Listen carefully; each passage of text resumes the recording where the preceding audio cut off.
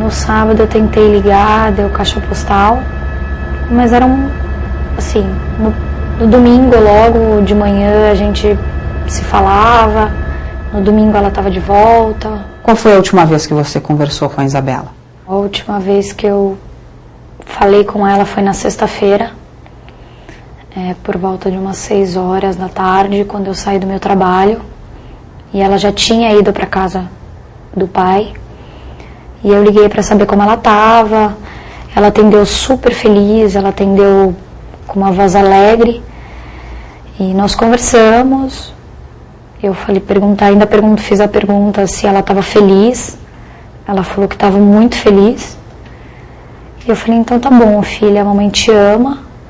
E era uma coisa que ela falava pra mim todos os dias. Eu também te amo muito, muito, muito, mamãe. Qual era a sua relação com o pai da Isabela?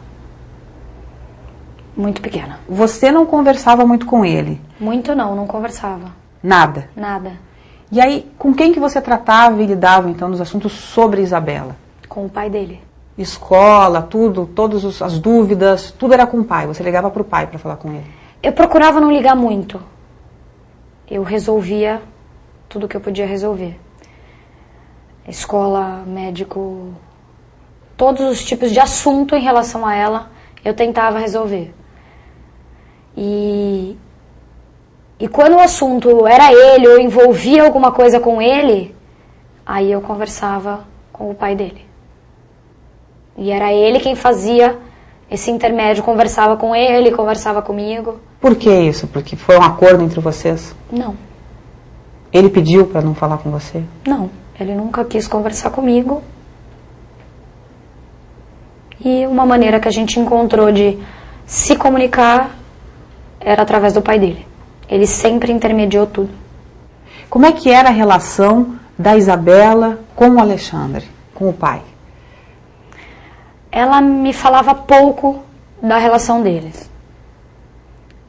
O que ela me contava muito do final de semana dela é que ela tinha dançado, que ela tinha passeado, e dos irmãos. Os irmãos era uma coisa que ela contava muito.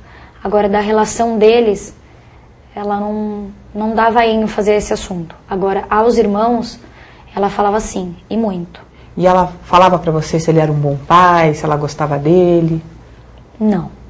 Ela nunca chegou a esse tipo de comentário. Eu acho também que ela era muito novinha pra chegar a um bom pai ou não ser um bom pai. Isso era tudo que ela falava? Falava mais nada, além disso? Eu sempre perguntei, como foi o seu final de semana, o que você fez, aonde você foi. Às vezes ela até falava, mãe, eu não lembro. Aí eu falava, como não lembra? Aconteceu hoje, foi o seu final de semana, você tem que lembrar. E aí ela contava muito dos irmãos, que ela chamava o Pietro de Titi. O Titi estava nervosinho, o Titi fez isso, o Titi não gostou disso. O pai pagava a pensão alimentícia para a filha? Ele pagava, às vezes tinha alguns atrasos, algumas coisas, era com o pai dele que eu tratava. O Alexandre ou o pai do Alexandre? O pai do Alexandre. Era tudo com o pai do Alexandre? Tudo com o pai do Alexandre. Você pode dizer pra gente quanto ele pagava de pensão? R$250.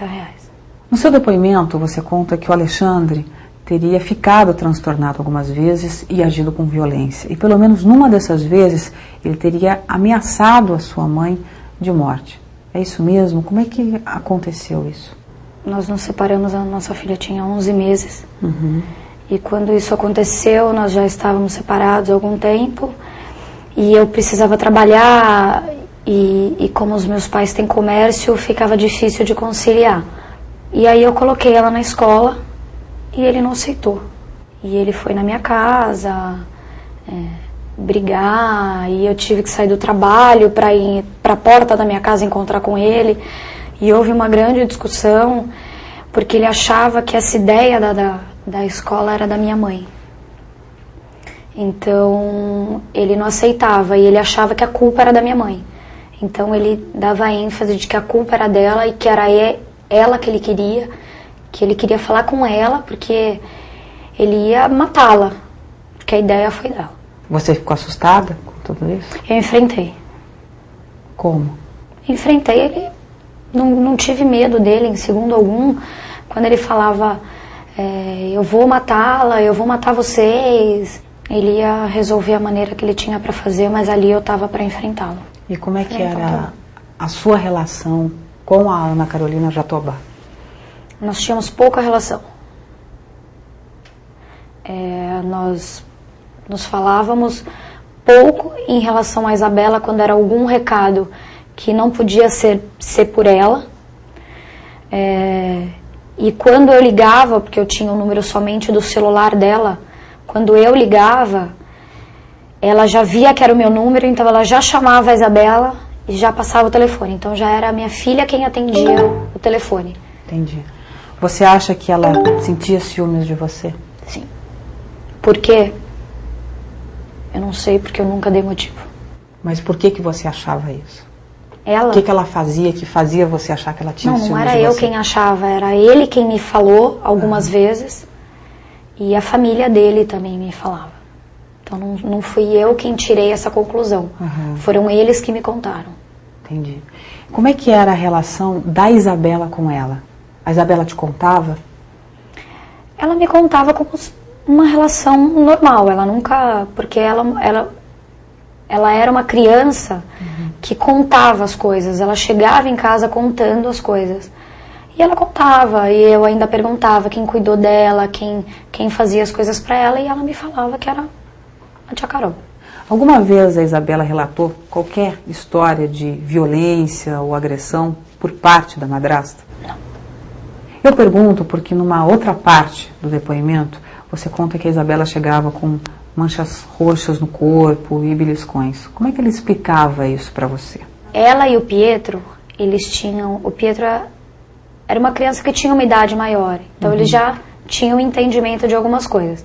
E pelo que ela me explicava, assim, ele tinha muito ciúme de brinquedo, um não podia pegar o brinquedo do outro, e às vezes ele, sei lá, por alguma coisa que acontecia entre eles, ele dava um beliscão.